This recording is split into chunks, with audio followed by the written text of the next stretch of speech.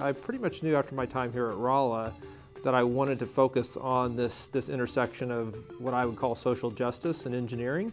Missouri S&T alumnus Gary White has spent his career finding innovative ways to bring clean drinking water to improve the health of about 1 million people in developing countries. For me, that aha moment was when I was in Guatemala, and I took a side trip with the group to the slums in Guatemala City. It was just unbelievable. I saw this one girl that was scooping up some water from this disgusting barrel and carrying it back home for her family to drink, and right through the sewage. White returned to Rolla to talk with students about how he turned his civil engineering educational experiences into wells and sanitation facilities for the world's poor. That really led me to figure out, what's going on with water and sanitation. Why is this such a huge problem? And try to figure out how I could take, my civil and environmental engineering degrees and attack the problem.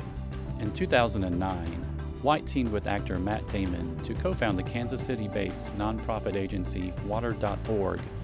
With Water.org, we're trying to figure out new ways of getting things done. We're looking for ways not to just drill another well or develop another spring, but how do we really find game-changing ideas? So there's 1 billion people that don't have access to water, about 2.6 billion that don't have access to sanitation.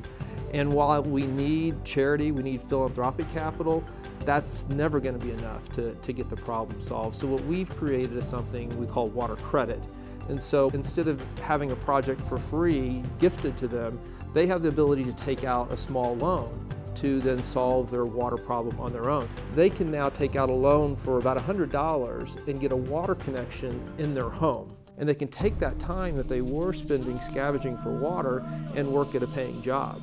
Near the end of this year or early next year, we'll pass the 1 million mark in terms of people that we've helped. My Rolla education, I think, really taught me how to think as an engineer and think critically.